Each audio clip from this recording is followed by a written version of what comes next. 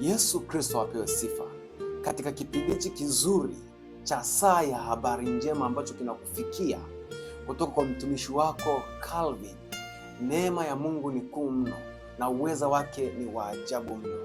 Katika majira haya mazuri, neno la Mungu linasema katika kile kitabu cha Zaburi 37 kuanzia ule mstari wa 23, neno la Mungu linasema hivi: hatua za mtu zaimarishwa na Bwana, naye aipenda njia yake. Aipenda njia yake. Yesu Kristo apewe sifa. Roho Mtakatifu akanifunulia jambo, akaniambia ni kweli hatua zenu ziliimarishwa na mimi, lakini hatua zako mpaka ifike mahali mimi niziimarishe, maana yake kuna wakati zimelega. Hatua ni nini? Kibiblia, hatua za mtu ni kumiliki kwa mtu. Hatua za mtu zinabeba ujumbe. Tazama jinsi ilivyo miguu mizuri ibebayo habari njema. Kwa hiyo miguu na hatua ni vitu ambavyo huwezi kuvitenganisha. Kumbe basi, kumiliki kwa mtu kunategemea na hatua zake. Hatua za mtu ama miguu ya mtu huwa pia inabeba jambo fulani. Ukisoma kwenye Bible ukiona kishindo cha wakoma kiliwakimbiza Washami, ukiona miguu ya mtu ipelekao habari njema. Tazame jinsi ilivyo mizuri miguu ya mtu ipelekao habari njema. Kumbe miguu na hatua za mtu zina umuhimu mkubwa katika maisha yako. Yesu Kristo apewe sifa. Basi siku ya leo Mungu anataka aimarishe hatua zako mahali popote pale. Hatua za mtu ni nini? Hatua za mtu ni kumiliki kwako. Hatua za mtu ni nini? Hatua za mtu zinabeba ujumbe. Hatua za mtu ni nini? Hatua za mtu ni vile ambavyo Mungu anasema na wewe kuhusu maisha yako, na wewe kwenda kutekeleza. Uende kutekeleza kwa kutumia ama kwa kuchukua hatua kwa kutumia mikono. Unachukua hatua kwa miguu. Yesu Kristo apewe sifa. Hauwezi kuimarisha kitu ambacho kiko imara. Kinachoimarishwa ni kile ambacho kimelegea ama kimekosa nguvu. Leo hii kwa neema ya Yesu Kristo niliyopewa, kwa neema yake kupitia mwaka huu na Januari hii mwaka 2026, Mungu akaimarishe hatua zako ambazo zimekaa katika hali ya kulegea ama zile ambazo zimekaa katika hali ya kufa. Sikiliza nikwambie, mtu wa Mungu, nilipokuwa nasoma Bible, kwa neema ya Mungu, Roho Mtakatifu akanifunulia jambo, akaniambia hivi: wana wa Israeli walipokuwa wakiongezeka, akaja mfalme mwingine. Wana wa Israeli walipokuwa wako Misri, akaja mfalme mwingine asiyemjua Yusufu, na akasema hivi: watu hawa ni wenye nguvu na tena wanaongezeka, wanakuwa wengi. Je, hawa watu kuna siku wanaweza wakaungana na adui yetu wakatufanyaje? Wakatuzidi, wakatupiga, na tuwatendee kwa akili. Yesu Kristo apewe sifa. Yaani watendee kwa akili. Sikiliza, ulimwengu wa roho haujabadilika.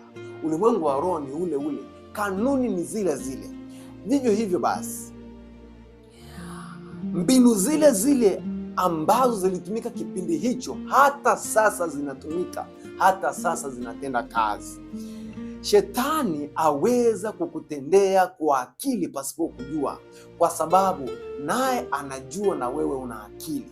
Kwa hiyo lazima akutendee kwa akili. Kuna wakati unaweza ukawa una motisha ama una morali fulani ya kutenda jambo, lakini adui anaweka uzito ndani yako wa kutokulitenda lile jambo, kwa sababu ukilitenda lile jambo litaleta mafanikio na Mungu atapata utukufu, kwa sababu wewe ni mali yake. Kwa hiyo lazima akutendee kwa akili. Ni kweli Mungu amesema na wewe atakufanikisha, ni kweli, lakini kuna kucheleweshwa, kuna kuwekwa uzito katika hatua zako. Hatua zako ni maamuzi yako. Hatua zako ni wewe kukiendea kitu na kukwenda na kukifanikisha kwa wakati, kama vile Mungu ama neno la Mungu nasema, kama vile roho yako ifanikiwavyo. Ni kweli umefanikiwa rohoni, lakini kufikia kile ambacho kinachotakiwa kufikiwa ama kufanikishwa, haufanikiwi. Kwa sababu gani? Hatua zako hazijaimarishwa. La sivyo, neno la Mungu lisingesema ya kwamba itaimarisha hatua zako. Ukisoma katika hii Zaburi, anasema hatua za mtu zaimarishwa na Bwana. Yaani maana yake unamhitaji Mungu apate kukuimarisha katika hatua zako. Yesu Kristo apewe sifa, Yesu Kristo apewe sifa. Tukisoma katika ile Zaburi ya 40 anasema hivi, akanipandisha toka shimo la uharibifu, toka udongo wa utelezi. Jina la Bwana libarikiwe. Akakupandisha toka shimo la uharibifu, toka udongo wa utelezi. Jina la Yesu Kristo wa Nazareti aliye hai lipewe sifa. Leo hii nimekuja na ujumbe gani? Katika shimo lolote lile la utelezi, katika shimo lolote lile la uharibifu, katika shimo lolote lile la giza, sikiliza, inawezekana katika mwaka huu umeweka mipango mingi, umeweka mikakati mingi, lakini katika Januari hii kabla hata tujaingia mwezi wa pili, umeanza kuona uzito, umeanza kuona kwamba haiwezekani, umeanza kukata tamaa. Sikiliza nikuambie, mtu wa Mungu, wana wa Israeli waliambiwa ya kwamba watakaa utumwani miaka 400, lakini walipofika mwaka wa 400 wakafikiri watatoka tu, walifikiri watatoka tu, lakini wakashangaa 401, 402, 403, hawaoni chochote. Yesu Kristo apewe sifa. Kwa hiyo panahitajika mtu, na mimi nimesimama hapa mtumishi wa Mungu kukuambia kwamba siku ya leo majira ni sasa, na hizi ni habari njema ya kwamba Yesu Kristo anakutoa katika shimo la uharibifu, katika shimo la giza, katika shimo la utelezi. Neno la Mungu linasema akanipandisha toka shimo la uharibifu, toka udongo wa utelezi. Katika jina la Yesu Kristo, kila mahali ambapo unatatanika, iwe ni tenda, iwe ni biashara, iwe ni proposal umepeleka mahali, kwa neno hili, na ninasimama mahali hapa mimi mtumishi wa Mungu nikikutamkia na nikisema kwamba hivi, katika shimo la utelezi, katika udongo wa utelezi, lazima utoke by force, by fire, in Jesus name. Yesu Kristo apewe sifa. Na siku ya leo ninakuletea habari njema za kutoka katika shimo la utelezi, katika udongo wa utelezi. Yesu Kristo apewe sifa. Shimo la utelezi ni nini? Ni katika taabu, katika shida. Sikiliza, Yesu Kristo alidhihirishwa ili tuwe na uzima, kisha tuwe nao tele. Yaani utele ni halali yako, utele wa afya ni halali yako, utele wa baraka za kimungu ni halali yako. Kila mahali ambapo adui anakuzinga si sehemu yake, lazima adui akae sehemu yake nao kae sehemu yako. Katika jina la Yesu Kristo wa Nazareti hai, ni lazima ufanikiwe katika Kristo Yesu wa Nazareti hai. La sivyo, Yesu Kristo asingedhihirishwa. Yesu Kristo alifanyika masikini ili wewe uwe tajiri. Yesu Kristo alifanyika laana ili wewe uwe baraka. Yesu Kristo alikuja kwa ajili yetu sisi tuliopotea, ili wewe upate kuwa na uzima. Anasema hivi, wanafunzi wa Yesu walimuuliza Yesu Kristo, tunakufuata wewe tupate nini? Wanafunzi wa Yesu wao wenyewe walitambua, kama ilivyo wewe unavyofikiria kwamba tunamfikiria huyu Yesu, kwamba tunamfuata huyu Yesu tupate nini? Yesu ameshasema yeye mwenyewe ya kwamba tutapata mara 100 hapa duniani na uzima wa milele juu. Vivyo hivyo basi, lazima utoke katika shimo la utelezi, lazima utoke katika shimo la magonjwa, lazima utoke katika shimo la madeni, lazima utoke katika shimo la laana na mikosi. Lazima maisha yako yawe huru katika jina la Yesu Kristo wa Nazareti hai. Yuko Yesu Kristo, mleta habari njema. Yesu Kristo alidhihirishwa ili kufanyika habari njema. Habari njema ni Yesu Kristo kudhihirika katika maisha yako, ni Yesu Kristo kuondoa huzuni katika maisha yako. Neema ya Kristo ingaliko, fuatana pamoja nami. Mungu anakwenda kuimarisha hatua zako, hatua za kuendea mafanikio yako katika mwaka 2026. Lazima utoke katika jina la Yesu Kristo wa Nazareth hai. Lazima ufanikiwe katika Kristo Yesu. Lazima tusimame na Kristo na Kristo adhihirike katika maisha yetu. Nyayo zangu zimeshikamana na njia zako, hatua zangu hazikuondoshwa. Yesu Kristo apewe sifa. Yesu anataka hatua zako zikashikamane na hatua zake, na mahali pako hapataondoshwa. Nasema hivi, mahali pako pasipate kuondoshwa na adui katika jina la Yesu Kristo wa Nazareth hai. Huu mwaka ni mwaka wa wewe kumiliki na kutawala. Huu mwaka ni mwaka wa wewe kumiliki na kutawala. Nuia kutoka na moyo mwako. Siku moja nilikuwa nahubiri katika video zangu zilizopita, nikawa nawaambia hapo ulipo na hapa nilipo hakuna umbali wote. Yesu Kristo yuko mahali hapo. Mtu mmoja akaniandikia, wapi Yesu yupo? Sikiliza, neno la Mungu nasema hivi, imani huja kwa kusikia, kusikia kwa neno la Kristo. Yesu Kristo apewe sifa. Kile unachokisikia sana ndicho kitakachojaa ndani yako, na kikijaa ndani yako kitatoka kwa nje, kitatoka nje yako, kitadhihirika. Vile unavyosikiliza neno la Mungu, huyo uungu wa Mungu utaumbika ndani yako na kudhihirika waziwazi katika maisha yako. Haleluya, haleluya, haleluya. Sikiliza, unaposikia hili neno ya kwamba nyayo zangu zimeshikamana na njia zako, na hapo anasema hivi, anataka aimarishe hatua zako. Hakika itakuwa hivyo hivyo, hautaondoshwa mahali pako kwa neno la Mungu. Hautaondoshwa katika kazi yako kwa neno hili. Hautaondoshwa chochote chako kile ambacho ni haki yako, hakitaondoshwa katika jina la Yesu Kristo. Chochote kilicho haki yako, chochote kilicho ni halali yako, kwa mamlaka ya jina la Yesu Kristo wa Nazareth ile hai, kitakuwa chako. Kwa sababu gani?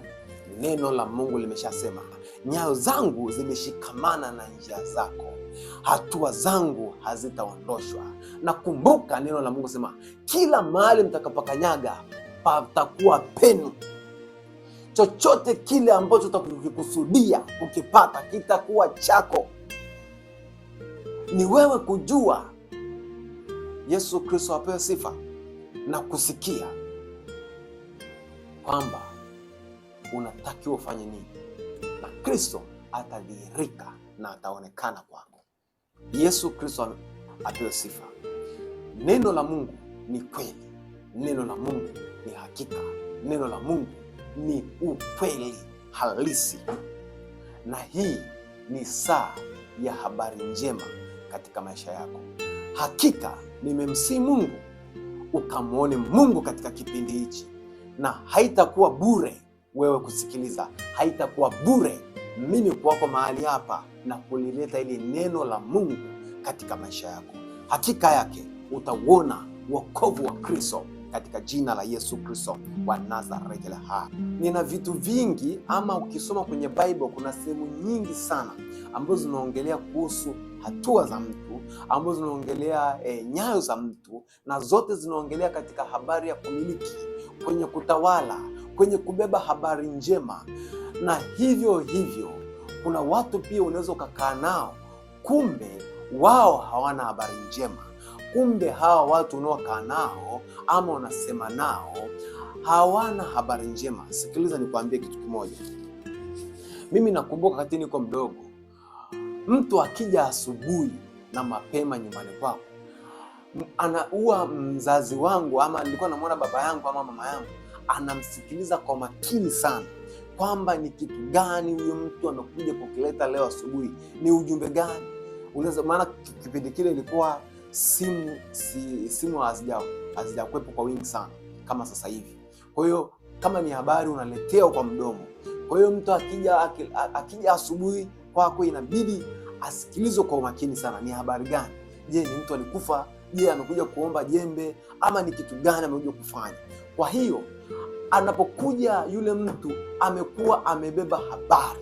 Sasa inaweza ikawa habari njema ama ikawa habari mbaya. Kwa hiyo yule mtu anapewa nafasi. Sasa anaweza akaleta habari hiyo siku nzima, siku hiyo nyumba yote ama familia yote, siku inakuwa haiendi vizuri, kwa sababu ya yule mtu alikuja asubuhi akaleta habari fulani. Anaweza akaleta habari ya msiba, anaweza akaleta habari ya ugomvi ama mgogoro fulani, ama akaleta habari njema, labda baba fulani alipata mtoto, ndo nimekuja kueleza. Hiyo siku itakuwa. Kwa hiyo ninataka kukuonyesha umuhimu kwamba watu, ama unapomwona mtu anaposimama ama anapokuja kwako, tambua ama ile miguu yake imebeba habari gani. Ni kweli kwenye Bible haisemi mtu anasema, inasema miguu ya mtu inabeba habari. Kama mimi ninavyokuletea habari hizi, ni habari njema za ufalme mbinguni, habari za Yesu Kristo, kukufungua, kukuweka huru, kukuinua, kubadilisha maisha yako, kufanya jambo jipya katika maisha yako. Kwa hiyo kuna watu wewe waweza kukaa na wewe, kuna watu ambao waweza wakakaa karibu na wewe, wao hawana habari njema, wao wanakuwa na habari mbaya. Hao kaa nao mbali, kwa sababu ndani yao hao si wajumbe wa kiungu, wana ujumbe kutoka sehemu nyingine. Sasa basi ni vyema neno la Mungu lijae ndani yako, ili habari mbaya zinapokuja zikutane na habari njema za kiungu ndani yako. Yaani zinakutana na kitu kinaitwa bulletproof ya neno la Mungu, ili upate kushinda na zaidi ya kushinda. Tukisoma katika neno la Mungu katika ile kitabu cha Samueli wa pili, kuanzia ule mstari wa 37, umezifanyiza nafasi hatua zangu, wala miguu yangu haikuteleza.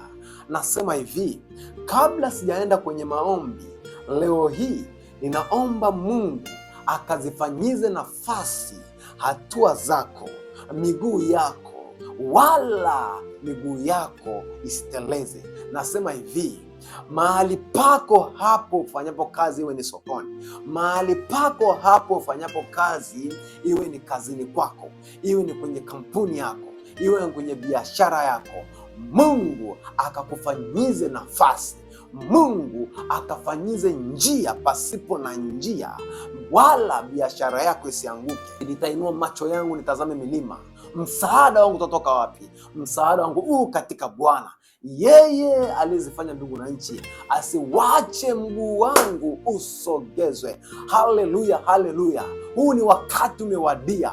Nasema hivi, asiache biashara yako isogezwe, asiache ndoa yako isogezwe, asiache kazi yako isogezwe. Yeye asinzii wala lali. Asiache familia yako isogezwe, asiache adui yako akakusogeza ama akakutisha.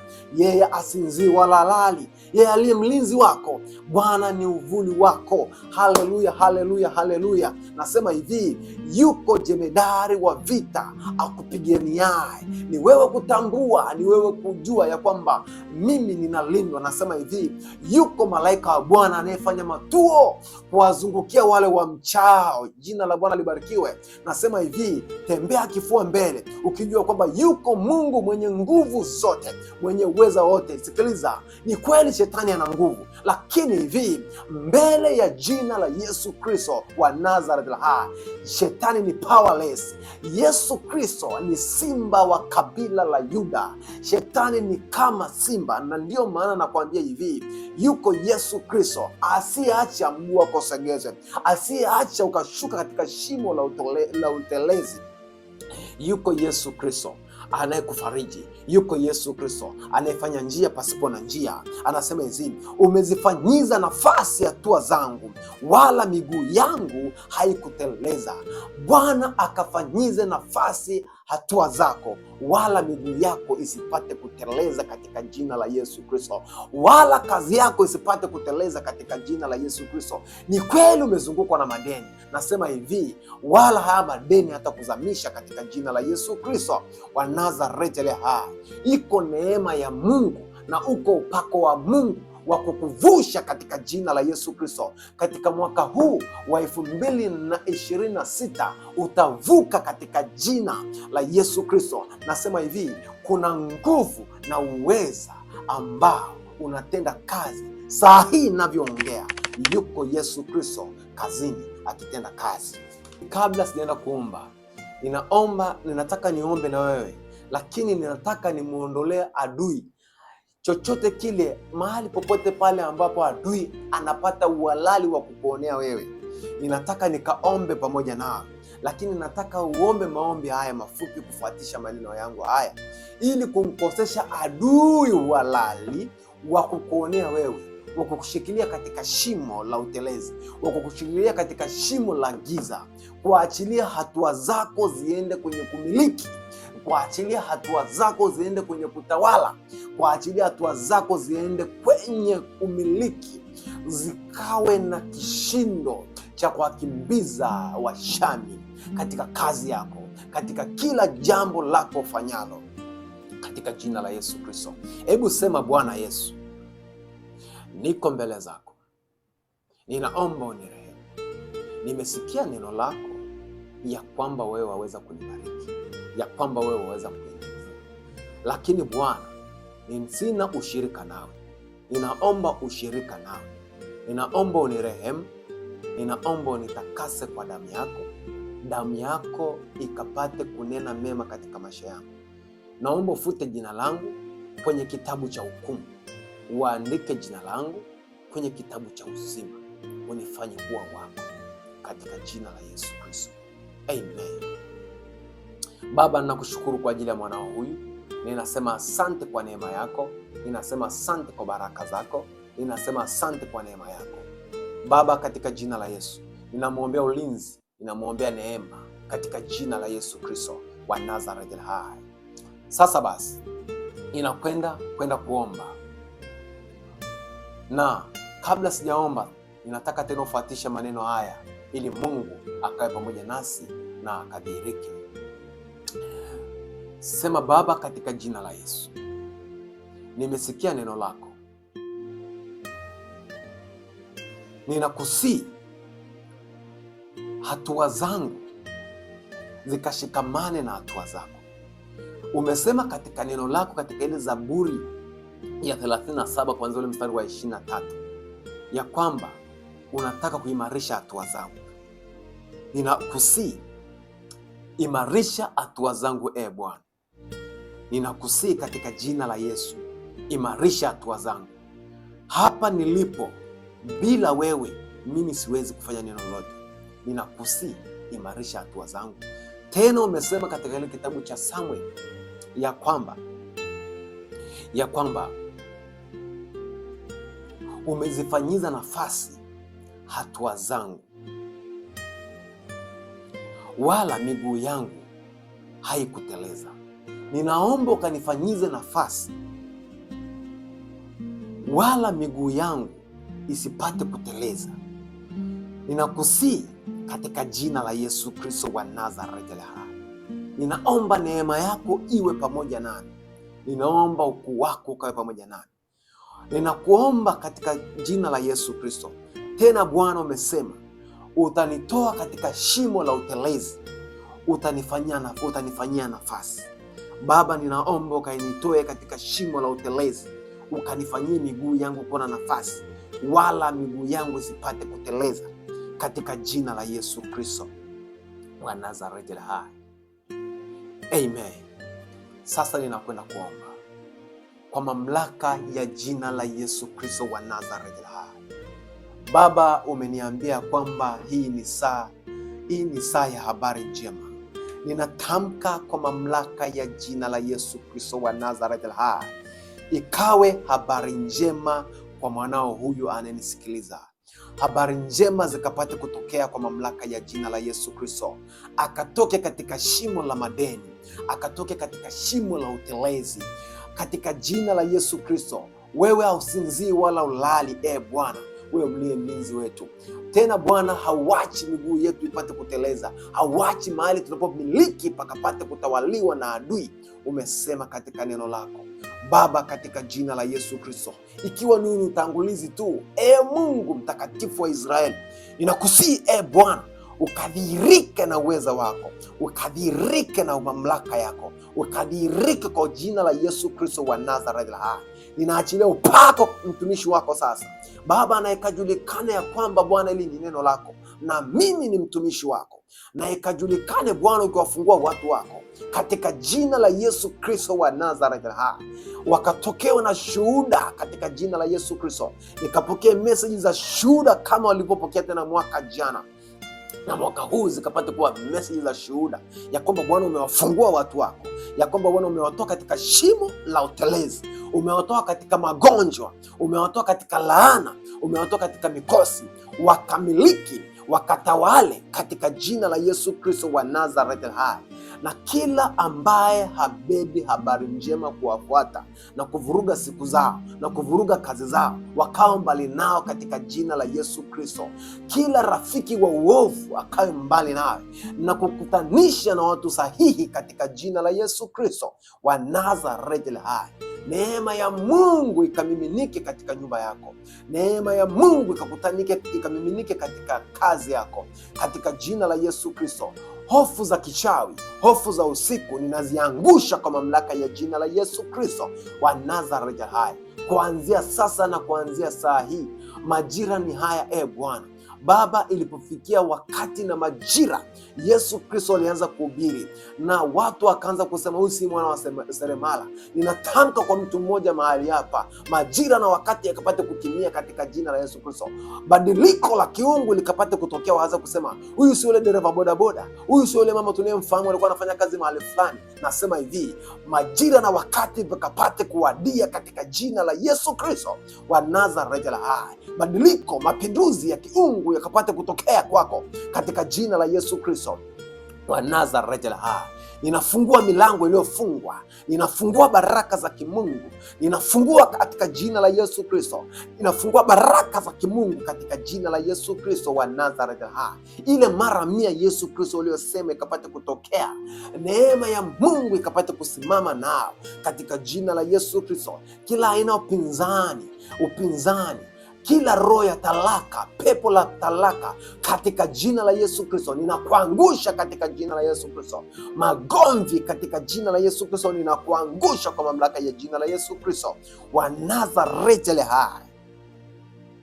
Ninaangusha falme, ninaangusha mamlaka, na kila unavyosita kuchukua maamuzi katika maisha yako, ninaangusha huo falme katika jina la Yesu Kristo wa Nazareth hai. Ninaombea neema ya Mungu, ninaombea baraka za Mungu, kile tunachokienda kukishika kikapata kufanikiwa katika jina la Yesu Kristo wa Nazareth hai. Na kama sasa wewe ni mgonjwa, ninakwenda kuombea wagonjwa. Shika mahali ambapo panauma, utaenda kumwona Kristo katika maisha yako. Baba, katika jina la Yesu na kwa damu ya Yesu Kristo wa Nazareth hai, ninaamuru uponyaji upite kuanzia saa hii, kama vile mfalme Amani yule jemedari alivyokufuata akasema sema neno tu, vivyo hivyo Bwana, kutoka mahali hapa na hapo hakuna umbali wowote. Ninaachilia upako wa uponyaji katika jina la Yesu Kristo. Receive healing in Jesus name. Ninaachilia uzima katika jina la Yesu Kristo. Ninaachilia uzima katika jina la Yesu Kristo wa Nazareth hai. Uzima wa Kristo katika jina la Yesu Kristo. Ninatamka habari njema zikakufuate.